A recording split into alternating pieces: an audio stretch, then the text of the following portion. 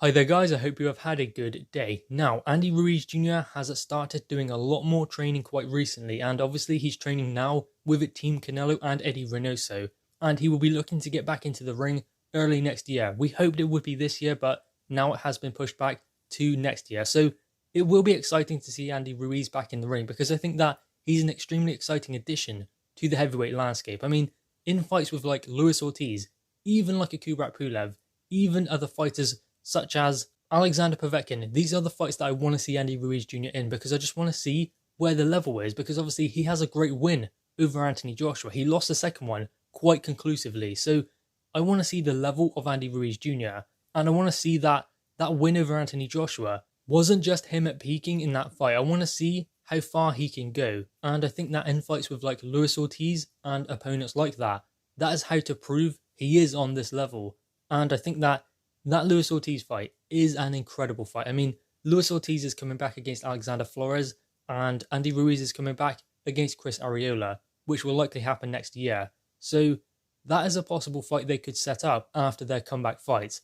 Would be a great fight. Luis Ortiz, would he take it or not? I don't know, because the thing is with Luis Ortiz is he got a world title opportunity off the back of fighting really no one, and then had 3 comeback fights again, fighting realistically no one, then got another world title opportunity. So if he believes that he just fights these kind of opponents like Alexander Flores, then gets a world title opportunity, is he going to risk it with someone like Andy Ruiz Jr., who has nothing realistically to offer him? So he's just going to wait around for another world title opportunity because he believes that he's a big name, and off the back of 2 Deontay Wilder losses, he can still get the big fights, like a world title opportunity. So why risk it against Andy Ruiz Jr., who, in my opinion, would definitely beat him? But the important thing for Andy Ruiz at the moment is to get that win under his belt. I believe that he's coming back in not a tougher fight, but a better opponent than Luis Ortiz, definitely, because he's had bigger fights at higher levels. I mean, Alexander Flores, not a great fighter. I mean, he's a solid C or D level fighter at best, but Chris Arreola is a solid C+, I guess, maybe B-. I mean, not even a B-, it's definitely a C+. But ultimately, that is the kind of opponent that Andy Ruiz Jr. will be coming back against. But after that fight, I want to see him go in there and maybe challenge someone in the top 10, because he's definitely there. He's capable of doing that. So why wait around? Now, Andy Ruiz Jr. has posted some footage online of him doing a bit of shadowboxing in the ring, and he looks a lot lighter.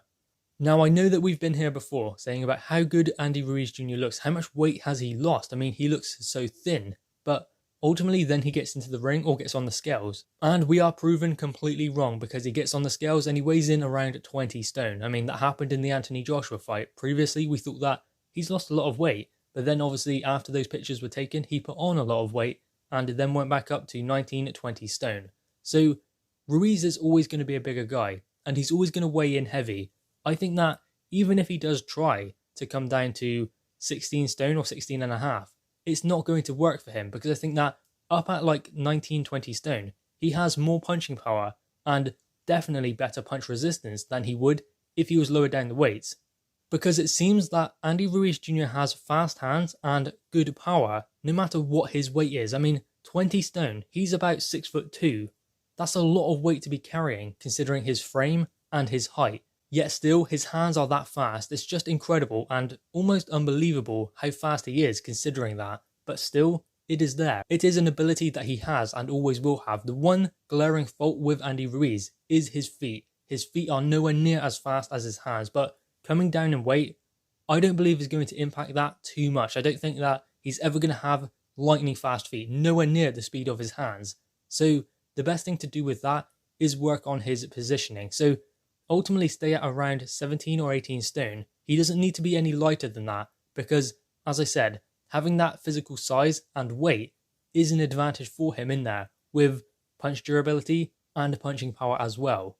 So I think that maybe it is important for Andy Ruiz to lose a little bit of weight, but not a lot. I mean, he was like 19 stone 2 when he was in there with Anthony Joshua the first time, and that was his career best performance, and people were saying that he's overweight, he was weighing too much, he needs to be lighter in the rematch. But ultimately he was heavier in the rematch, and I know that's down to maybe a bit of ill discipline and things like that, but ultimately it didn't really change much about Andy Ruiz Jr.'s game plan and what he was able to do. What changed everything was Anthony Joshua and his game plan and what he went in there to do. Ruiz went in there to look for a KO, to look for the knockout. He didn't look to box, whereas Anthony Joshua did, because Ruiz had knocked Anthony Joshua down 4 times and hurt him in the first fight. So he kind of had that in his head, that okay, he can step to this guy and he can hurt him, knock him out, knock him down. And that kind of was his undoing, because he didn't look to box, he didn't look to really set anything up. He was thinking that he's the macho man, he's the guy who can go in there with the punching power. Anthony Joshua is not the power puncher in this fight, Andy Ruiz Jr. is. And that was kind of a mistake on Ruiz's part. But ultimately it's just a learning curve for him, and while he was too heavy maybe in that fight, he doesn't need to be too light in his next one. It's a balance, and I think that it balances out around 18 or 19 stone, between that maybe 18.5 stone for Andy Ruiz Jr.